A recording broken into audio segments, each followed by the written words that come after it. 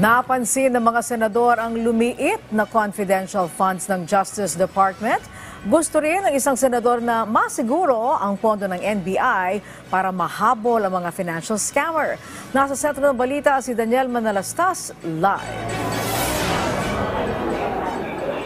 Yes, Angelique, madaling araw na nga nang matapos ang budget deliberations ng Senado kagabi para sa mga budget ng iba't ibang ahensya at kagawaran ng pamahalaan. At ilan sa kanilang binusisi ay ang confidential funds at maging ang usapin sa POGO.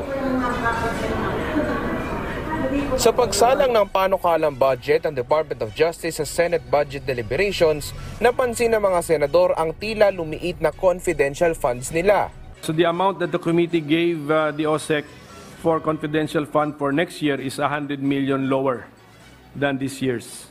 Tama po? This is from the NEP, Your Honor. So the GAA of 2023 gave the Justice Secretary, the OSEC, 500 million in confidential funds, and then let's compare it to the committee report for next year, 168 million. Yes, Your Honor. Okay, so nakita natin yung big drop po, pagbaba.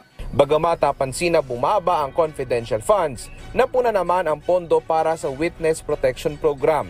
Sa confidential funds naman ng Office of the Solicitor General, mukhang hindi na rin ihihirit. Office of the Solicitor General, 10 million confidential fund, which for during the committee hearing, I think the office is willing to waive.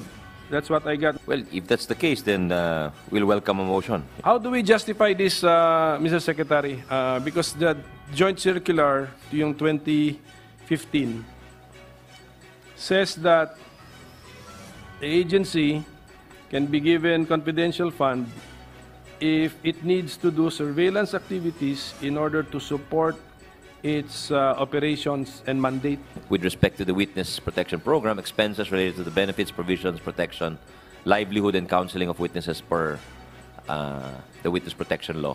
Napagdiskitahan din ng mga senador ang issue sa POGO sa bansa, tulad ng mga natuklasang POGO hubs kamakailan na gumagawa umano ng mga iligal na gawain.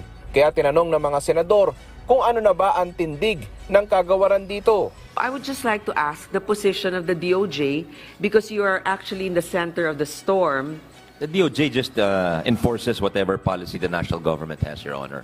I think it's PAGCOR who sets down the policy as to the legalization of POGO. So the DOJ has already been raiding, investigating the illegal POGOs, those without licenses. Nakakasalukasok. I'm sorry to say that word, a deep Tagalog, na alam na nating bawal, alam na nating puro kalokohan. Si Senator Raffy Tulfo naman nais ding matiyak ang pondo para sa National Bureau of Investigation. I'm also concerned about the rise in financial scammers that take the hard-earned money for people, working hand-in-hand with the Cybercrime Investigation and Coordinating Center, or CICC. I implore upon the NBI to put stop to these operations. Nais naman ng ilang senador na madagdagan ang pondo para sa anti-trafficking para matulungan ang mga human trafficking victims at online sexual abuse. In the NEP, they were allocated 76 million. However, it was reduced in the GAB and also in the committee report by 10 million. And this representation actually suggested to increase the budget of the anti-trafficking in persons enforcement group from 76 million to 147 million. Angelique, sa puntong ito nakasalang naman sa budget deliberations sa Senado ang panukalang budget ng DOLE at mamaya inaasahang ding sasalang ang budget ng Department of Agriculture. Angelique? Okay, so Daniel, balikan lang natin ang DOJ. Ano nga ba ang dahilan sa pagbaba ng confidential funds para sa darating na taon ng DOJ?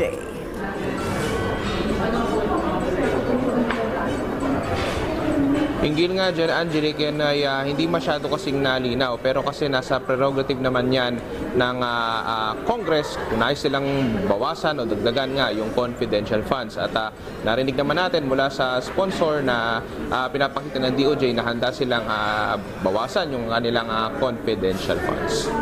Okay, maraming salamat sa iyo, Daniel Manalastas.